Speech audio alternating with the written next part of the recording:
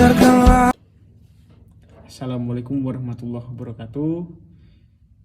Salam, namo buddhaya, salam kebajikan. Bhinneka Nara Eka Bhakti, Praja. Selamat pagi, siang, dan malam kepada penikmat video yang akan saya berikan. Jadi izin memperkenalkan diri, nama saya Rindia Praja Wiroh Bagus Baskoro Katon, program studi manajemen sumber daya manusia sektor publik dari kelas E5. Jadi pada video kali ini kita ataupun saya akan membahas mengenai penerapan total quality management dalam birokrasi yang ada di Indonesia. Jadi total quality management ini adalah sebuah sistem terpadu yang harus dimiliki dari setiap organisasi perangkat daerah pada masa kini, pada masa saat ini, pada masa modern ini untuk meninjau sejauh mana tingkat kepuasan masyarakat terhadap pelayanan publik yang dimiliki oleh organisasi perangkat daerah tersebut.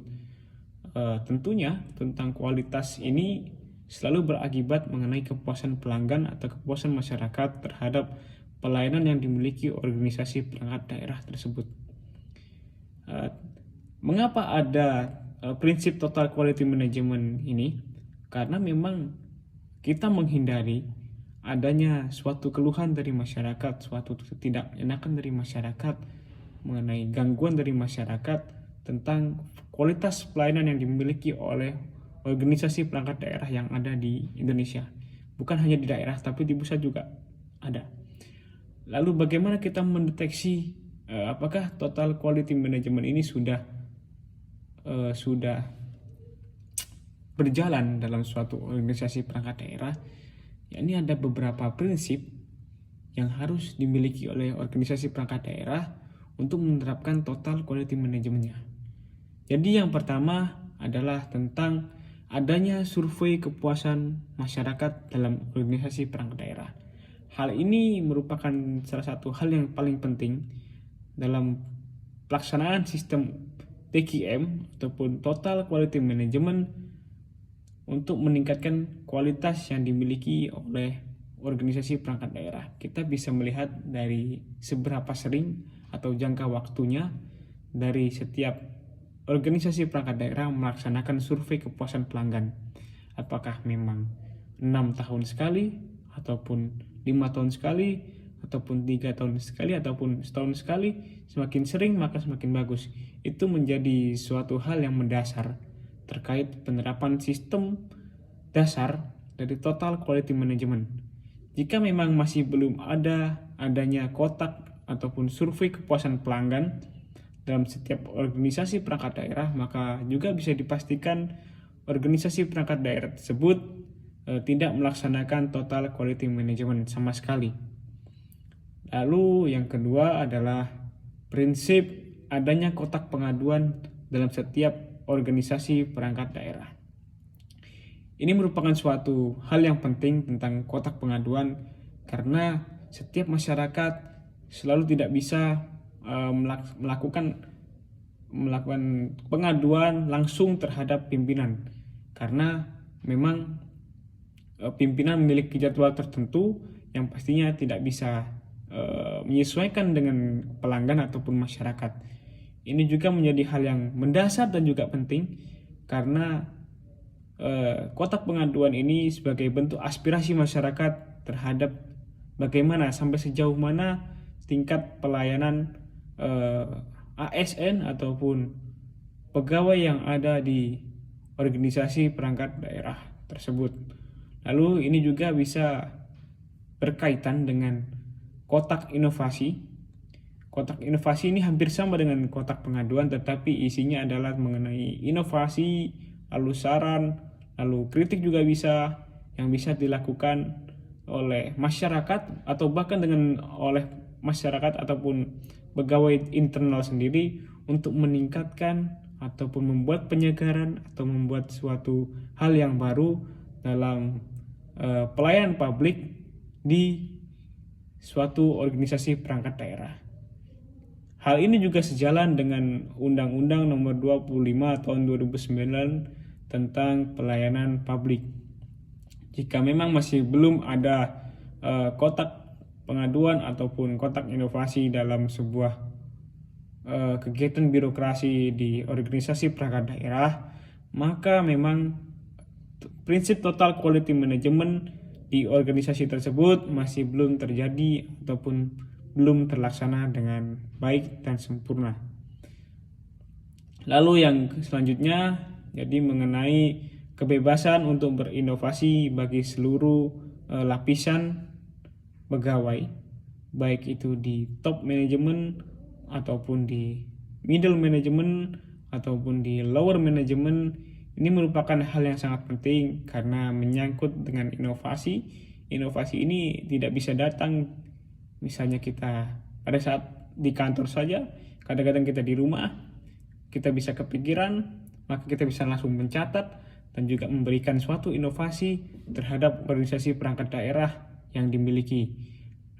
Tidak harus dari pegawai yang berada di middle ataupun top management, tetapi memang harus semua lapisan pegawai yang ada di organisasi perangkat daerah tersebut, atau bahkan dari eksternal maupun internal bisa melakukan inovasi atau memberikan inovasi yang baik terhadap organisasi perangkat daerah tersebut. Atau bahkan contohnya mungkin suatu office boy, mohon maaf, memiliki suatu pemikiran yang bagus, maka tidak terkecuali, tidak memungkiri kita juga membutuhkan suatu inovasi yang bagus terhadap lower management atau manajemen tingkat bawah.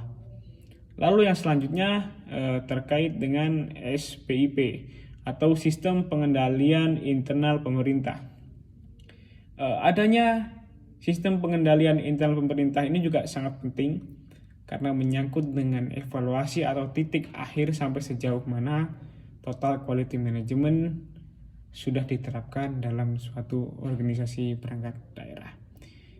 Hal ini bisa dibuktikan dengan atau bagaimana ya? Saya sudah salah satu contoh, yaitu di Badan Kepegawaian Daerah Provinsi Jawa Timur ada tim SPIP-nya sendiri. Jadi tim SPIP-nya ini sendiri ada gabungan dari pegawai internal dan juga pegawai eksternal yang selalu mengevaluasi atau melihat bagaimana kinerja pegawai, bagaimana kinerja ASN di OPD tersebut, apakah sudah berjalan dengan baik atau belum.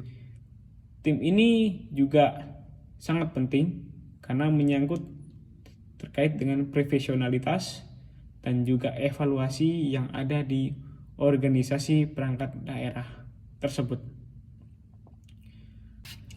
Lalu yang selanjutnya saya akan membahas mengenai manfaat dan juga kesimpulan dari video yang saya akan berikan, yakni kami akan membuat suatu daftar manfaat tentang ketika total quality management ini sudah berjalan di dalam organisasi perangkat daerah ataupun organisasi perangkat pusat.